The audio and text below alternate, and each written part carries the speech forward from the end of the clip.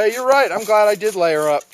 This camera work is much better. Just kidding. B and I take turns on the saw. It's a lot of work, actually. Even though it's a good sharp saw, yeah, it still takes a while to get through this stuff. Here, let me get this out of the way.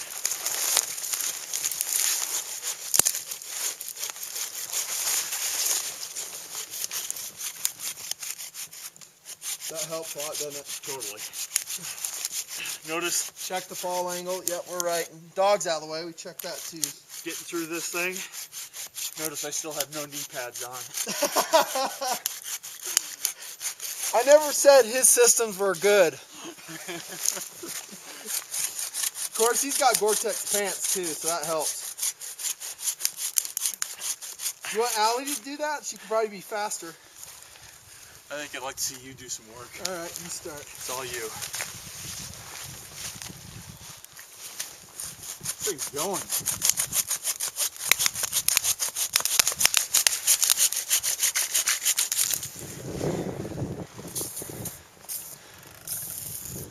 Good stuff. Allie's still quite upset we're not hiking, pretty much.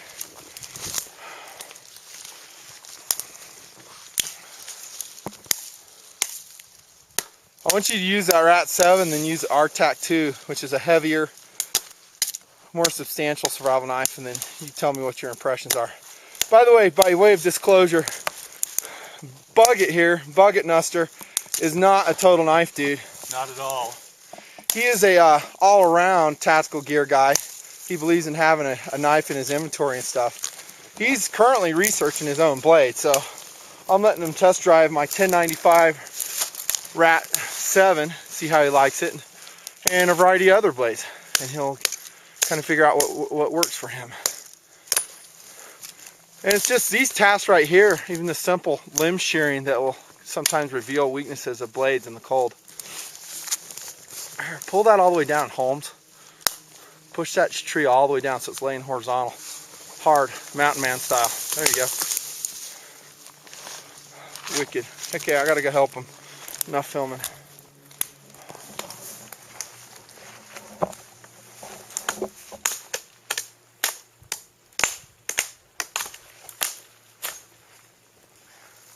This is probably a pretty good all-around blade, huh?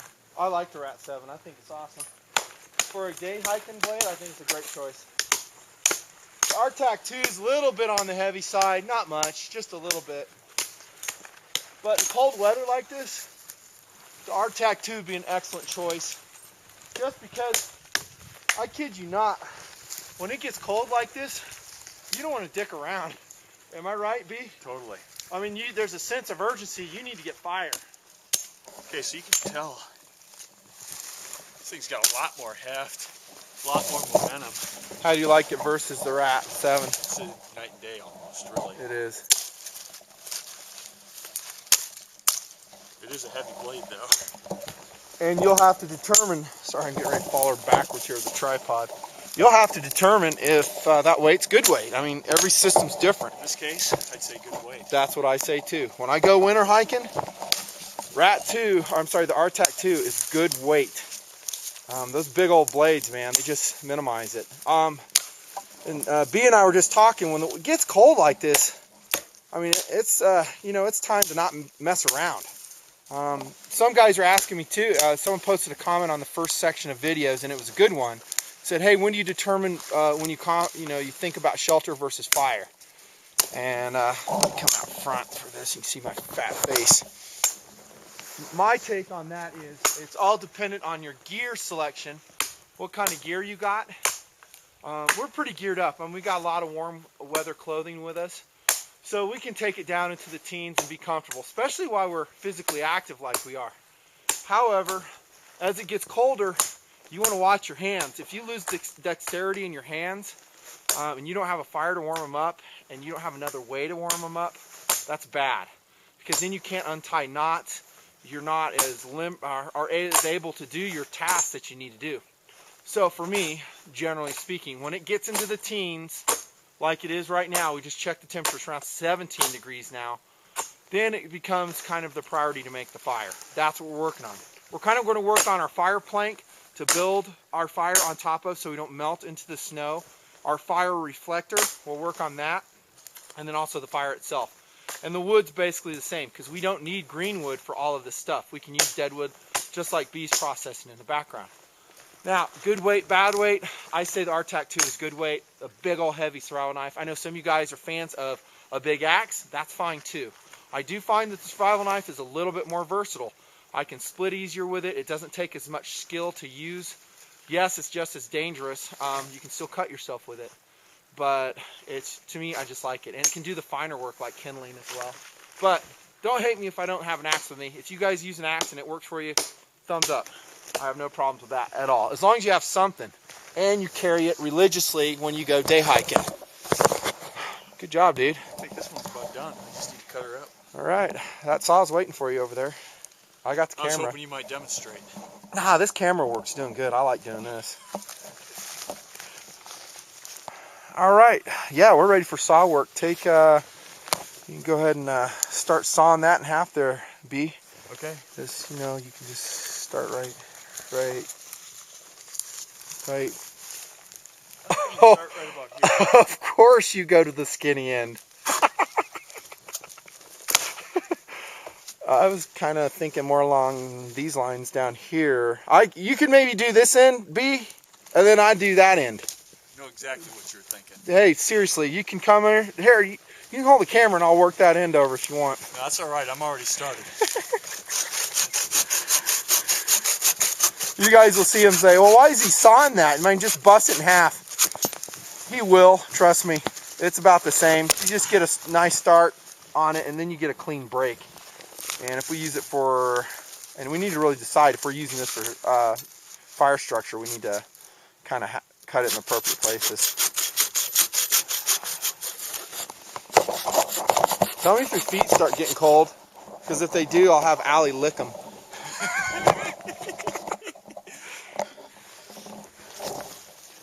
Here, I got to lift up on it so it won't bind the blade, and then push down lightly on your side.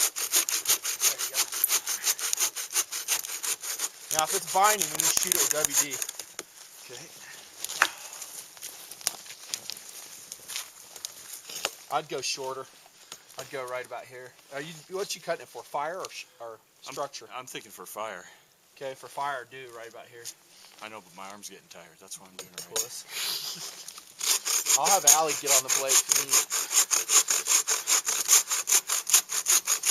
Hey, B, what do you say to guys say we're just up here making it up? Well, you know, the first thing I'd say is, this just don't look right.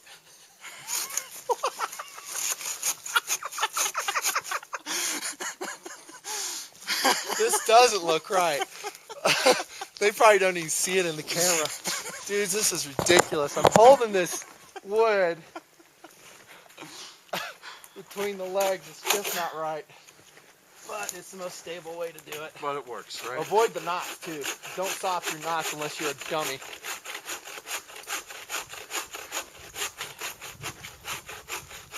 Shoot it with some WD, Holmes. See, when that blade starts torquing like that, that's the time to put some WD-40 on it. You know what I'm saying? Oh, man, I still got that dry cough. Well, it's dry up here today. We'll check our humidity level here in a sec. Just a quick shoot on each side. Allie's all over that bird, look. Do you hear that bird? All right.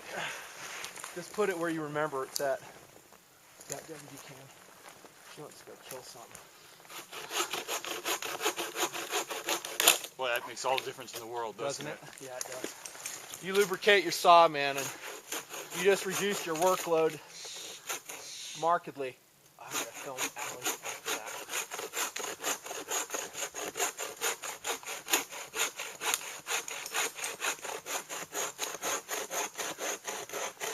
Push down on that as you go. Open that cut up. There you go. My turn. Take a rest. So much easier having another dude help you. Oh, I see. It's my turn when we get to the thick stuff. Or go down a little bit lower. There we go.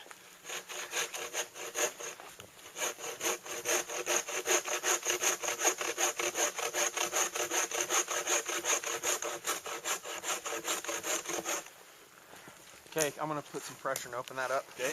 Just a little bit. That way the blade doesn't bind. Next, about there. Now we could find a place to prop this up, but with another dude to help you, this is just as quick.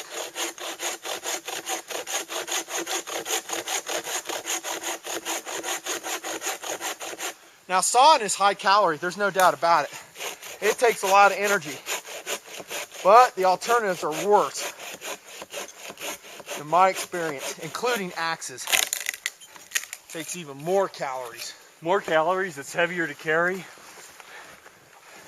You really burn through them up here too, because it's cold. Checks. Cold, we're at high altitude. Yep. I'm just going to step back and see how long he holds that log without me doing anything. Are you about done? I don't go up even day hiking without a can of WD-40. I was going to say lubricant, but I didn't want to say that. Oh my goodness. Yeah, you can make that lubrication argument for so many different facets in life, can't you? That's him talking. I think I'm in a knot. No, you should say you're not in a knot, you just saw.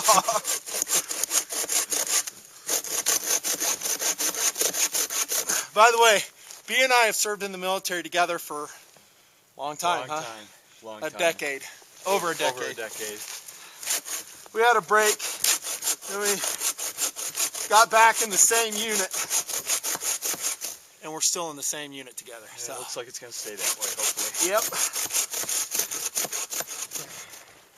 Ready? Ta-da! Next.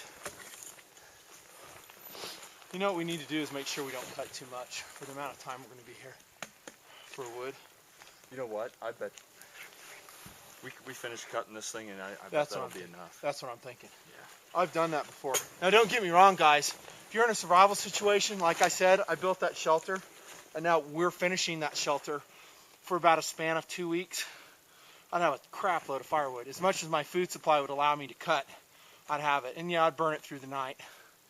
And you usually go through more firewood than you think you will, especially if you're burning softwoods, like firs and pines. That stuff burns pretty quick. What do you think, right about there? Yeah. One thing we just learned, by the way, off camera, is I came out of here and almost smacked B right in the face because the blade was bound.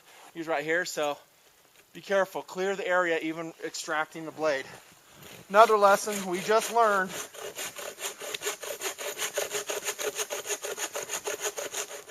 Okay, I'm going to put some downward on it. Go for it. Stabilize it. Sit your butt on it. Can you sit on it? There you go. Ah, much better.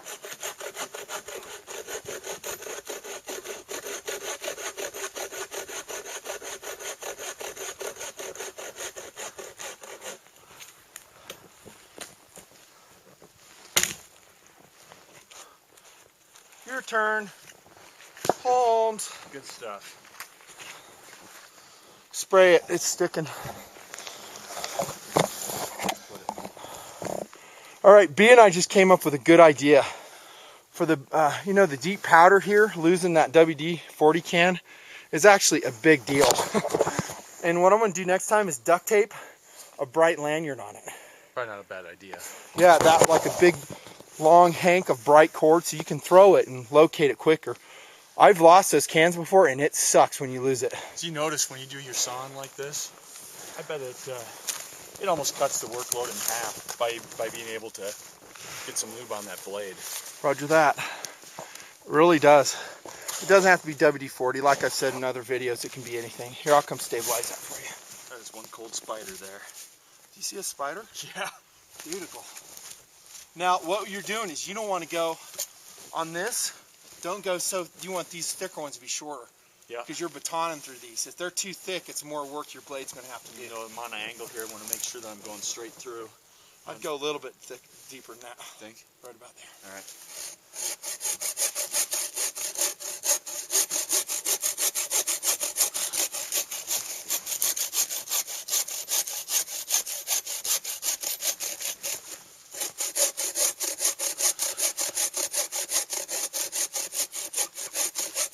Now one thing, if you're alone, you can still survive. I mean, I'm talking about how nice it is to have someone to spread the work with, and it is. It makes your survival situation a lot easier when you have someone to share the workload with. But you know what? If you find yourself alone, you can still do it. Don't give up. And the survival mindset is something you absolutely have to have. And the first thing, go ahead and stop when it gets close enough. I think we're there. Okay, give it a jump after you pull that blade. Awesome. The first thing you got to have is a comfort in the woods. You got to be relaxed. Don't get all up in arms and excited when you get in the woods. And that's why outings like this are very beneficial for you. I told you in my first series of videos how my dad helped me establish that. It wasn't just my dad, it was my friends in high school as we went out in the woods in the great old state of Alabama, of all places. And you know, through those experiences, I learned to relax in the woods. And that's what you want to do. You want to just chill out. This looks good, doesn't it? It's a nice stance I got here. Oh well, it works. If it works, it works. Yeah, but just chill out in the woods, man. Have a good time. Hopefully you see we have a good time, and this ain't made up. We love coming out here. It's guys when they get all upset, you might have to shoot that again. Yeah. Getting sap on the blade. When you come out, man, frequently and you do stuff like this, you'll get your confidence level up. And then heaven forbid you ever get in a situation where you have to use these skills. And when that happens, you know what? Been there, done it. No big deal. And hopefully you've come prepared as well. That's a pretty sky, man. We thought we were going to be getting snowed on hard here. I kind of wish we were. I wanted it to be like 10 to 8 degrees and blizzard. That would have been perfect. It would have added to the experience, and it would have shown a lot more of the importance of a well-constructed shelter, I think. Amen, brother. We figured out a way to support that bow that's kind of on the shelter that's bent a little bit, and we'll show you that as well. It's real easy. Again, dudes, what we're doing here is not rocket science. It's pretty easy. Push down on that and open that cut up if you can with your offhand. There you go. And then as soon as you get to a point, stomp it. I think we're done. And then I'll spell you. Excellent! Forgot what I was saying. I'm sure it was really important.